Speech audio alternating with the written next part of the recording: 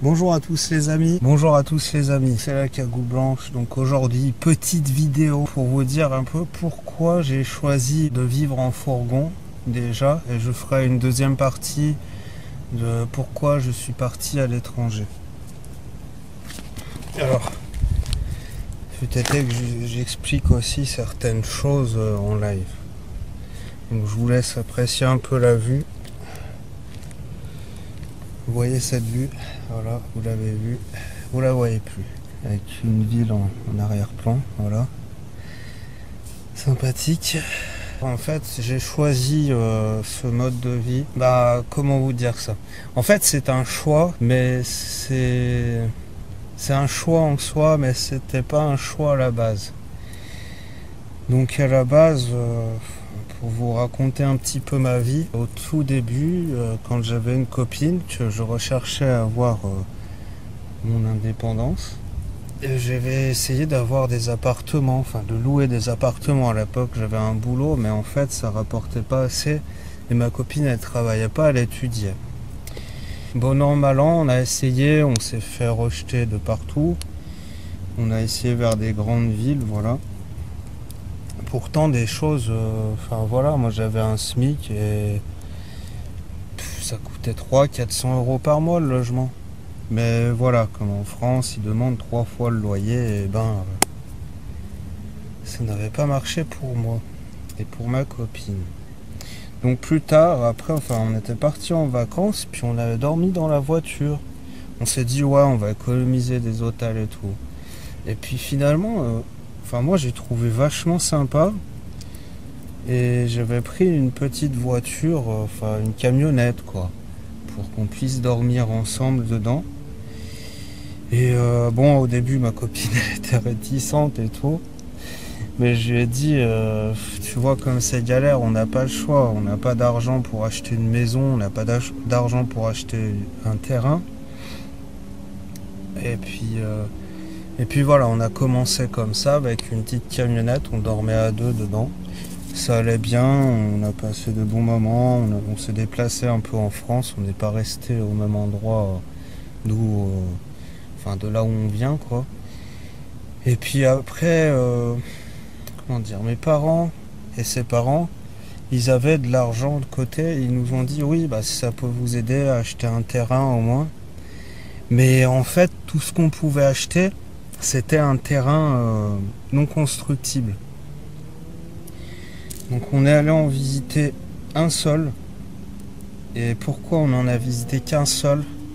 C'est que moi comme elle, en voyant cet endroit-là, qui était assez éloigné des villes, tout ça en France, on s'est dit ouais non, c'est pas là qu'on a envie de finir notre vie. C'est pas... Vous voyez, on se voyait déjà vieillir et mourir à cet endroit. Et ça nous a fait peur. Ça nous a fait peur. Et du coup, on s'est dit non, on reste en voiture. Moi, j'avais mis aussi un peu de sous de côté pour apporter, pour le terrain. Et puis finalement, ça n'a pas marché. Du coup, on n'a pas pris l'argent des parents. Avec mon argent, on est parti en voyage.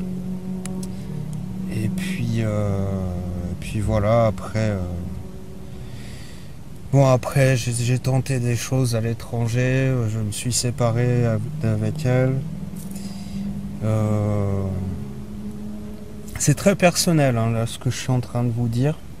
J'espère que personne va venir troubler cette vidéo, parce qu'elle n'est pas vraiment trop lolol. C'est, voilà, pour que vous compreniez un peu, parce qu'il y a certaines personnes, après la vidéo que j'ai faite, mon coming out, #vanlife, qui sont venus en privé me poser des questions, ouais, comment ça se fait, pourquoi. Donc c'est un peu, cette vidéo est un peu là pour vous répondre à ces questions là. Puis éventuellement on découlera un live pour que vous puissiez poser davantage de questions, mais n'essayez pas d'aller trop dans des choses personnelles, sinon comme Cynthia Zickel disait, on ne pose pas ce genre de questions. Voilà. Après, je suis revenu en France, j'avais plus un radis et je me suis dit, j'ai envie d'être autonome. Voilà, j'en ai marre d'être chez mes parents. Donc le plus rationnel, c'était ça. Parce que repartir loin, je me disais, avec la culture, les mœurs, tout ça, c'est difficile de s'adapter.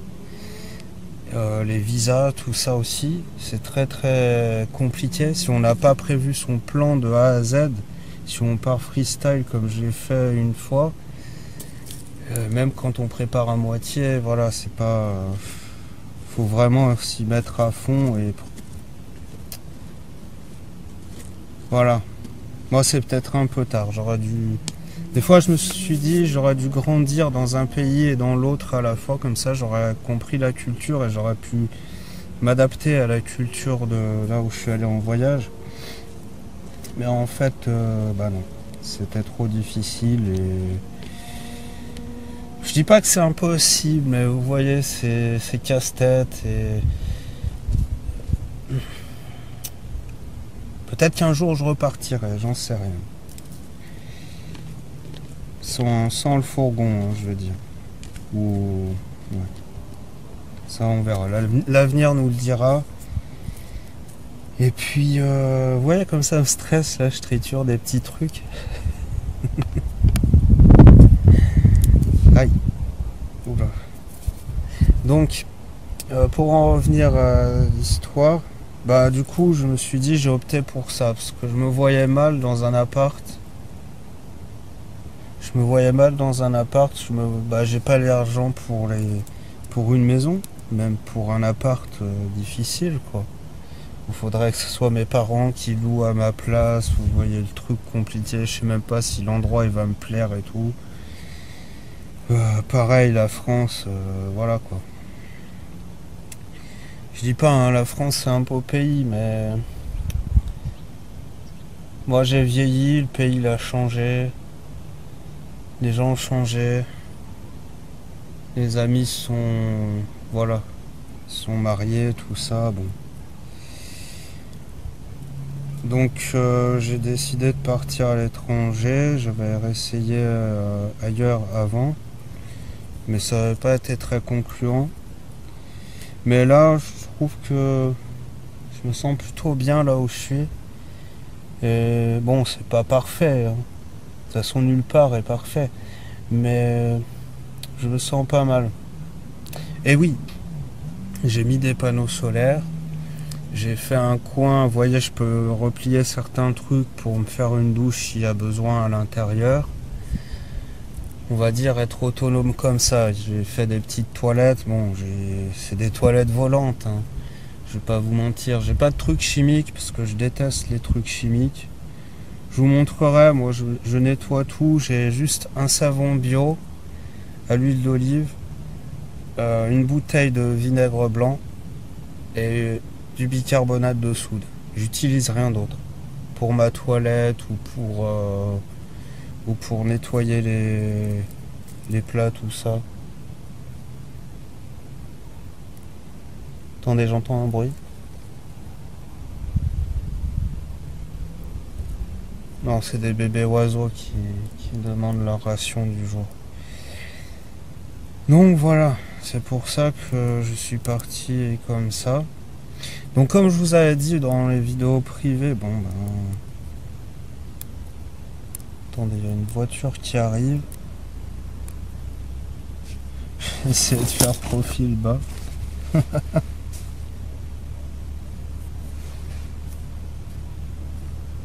Je me cache.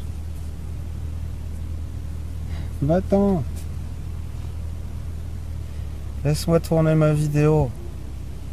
Mes vidéos. Oh.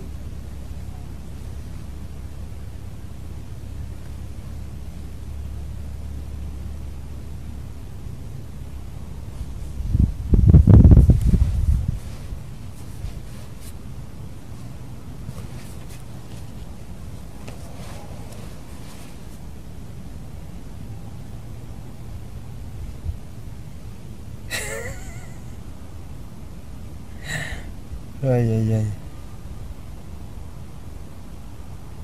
Voilà, bon. C'est les aléas de tourner à l'extérieur. Apparemment personne ne vient. Donc je vous disais, voilà.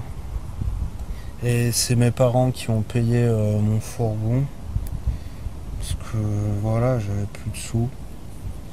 Et là, pareil, c'est mes parents qui m'ont aidé à faire ce voyage pour voir si l'endroit me plaisait.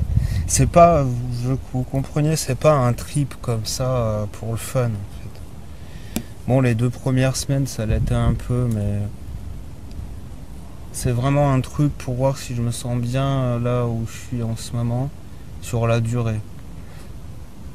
Bon, je dois avouer, je sais pas. Quand j'ai fini de faire le tour, j'ai eu un peu le cafard. Parce que je savais plus trop quoi faire. Mais bon, je vais essayer de rencontrer des gens, je vais reprendre une activité, tout ça, pour éviter de déprimer. Hier, j'ai eu un gros coup de bad, c'était pas top. J'étais motivé pour rien, je me renferme sur moi-même, alors qu'il y a une culture autour de moi à apprendre, une langue à apprendre. Et comme je vous ai dit, je dirais dans une autre vidéo où je suis exactement. Et puis voilà, c'était un peu pour que vous compreniez mieux.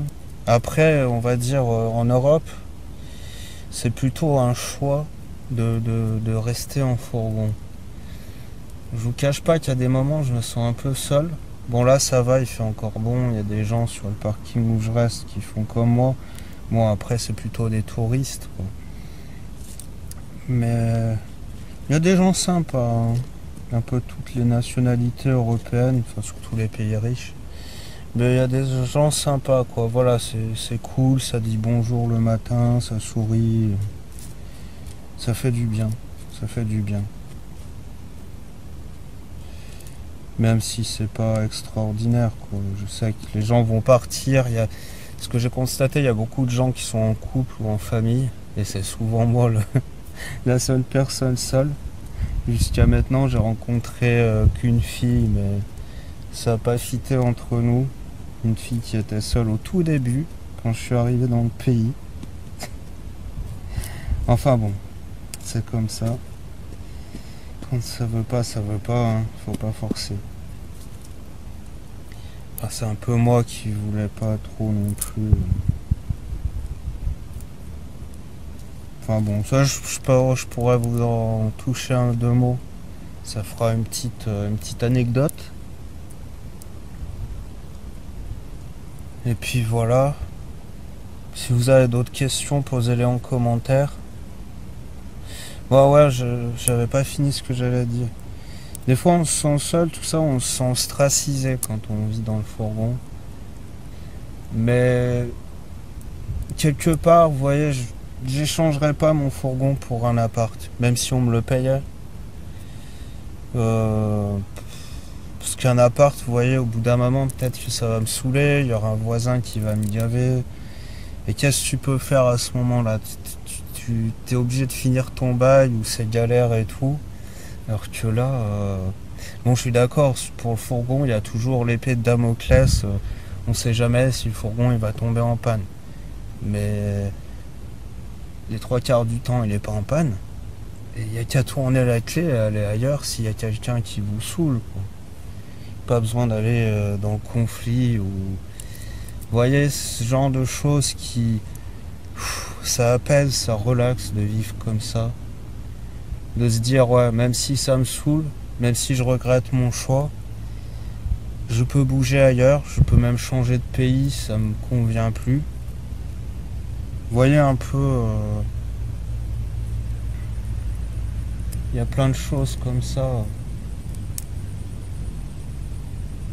Attendez, je me cache, une bagnole qui arrive.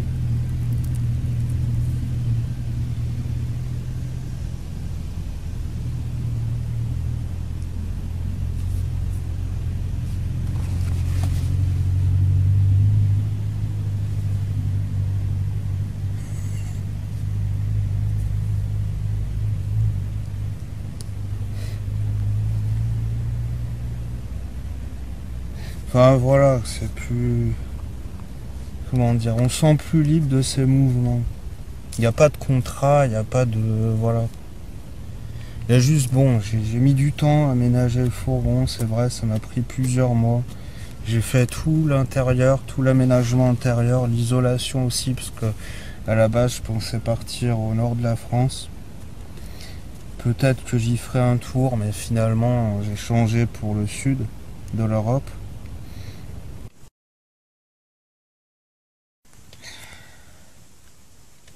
Donc juste pour vous dire, un truc que j'avais un peu oublié. En fait, c'est par rapport... Attendez. Je sais pas, vous allez pas bien me voir. Mais bon, il y a des gens autour. Donc c'était juste pour vous dire qu'en fait, je suis... Par rapport au fait de vivre en fourgon, vous voyez, il n'y a pas cette sécurité, il n'y a pas ce confort qu'on peut avoir sur une maison, quoi. Enfin, avec une maison ou un terrain sur lequel je squatterais éventuellement, je ne sais pas, vous voyez. On peut pas faire de jardin non plus. Je trouve que c'est un point... C'est un des points que je regrette. C'est une des premières choses qui me vient à l'esprit. Autrement... Ouais, puis avoir de l'immobilier, quoi. Avoir de l'immobilier, genre c'est un peu une sécurité financière si au cas où j'ai plus de sous, de revendre le bien immobilier. Alors que là, le fourgon, bon bah il perd de la valeur au fur et à mesure des années. Alors qu'une maison, après ça dépend où, hein. J'allais dire une maison ça en prend de la valeur, mais pas tout le temps. Et puis une maison, à part un cataclysme, elle fera pas un accident, la maison. Il y a ça aussi. Parce qu'en fourgon, on n'est pas à l'abri de ça non plus. Donc vous voyez, il y a un peu... Comment dire, il y a les pros et les cons, pros and cons, qu'on dit en anglais, de la vie en fourgon et de la vie en maison, j'allais dire. C'est juste en maison, vous voyez, même pas en appartement. C'est pas comparable. Parce qu'il y a ce truc aussi, en fourgon, encore un point positif. Après, on pourra débattre de ça aussi en live. Il y a ce point positif que d'accord, le fourgon, vous voyez là un petit peu, c'est somme toute exigu. Mais quand je pose les pieds dehors, j'ai le monde autour de moi. Je veux dire presque, c'est pas complètement vrai. Mais le monde est... Voilà, j'ai un grand parking, si je veux aller me balader en nature, je peux. On est obligé de partager avec les autres, c'est vrai. Mais quand on est en fourgon, on reste pas dans son fourgon tout le temps. Vous voyez ce que je veux dire? À part quand il pleut, bon, c'est un peu plus difficile. Mais quand il fait bon, bah voilà, on va marcher dehors, on va se balader, on squatte à l'extérieur. Mais c'est vrai que ça n'a pas que des avantages. C'est ce que je voulais dire. Parce que j'étais un peu trop genre positif dans mes dires de la vidéo que j'ai tournée. Donc je voulais rajouter ce petit truc là. Voilà. Et voilà mon fourgon que je vous ferai visiter quand il y aura un peu moins de monde autour. Parce que là il y a encore des gens. C'est des Anglais, ils sont trop sympas. Par contre c'est deux couples, pas de chance. Ils sont sympas. Bon.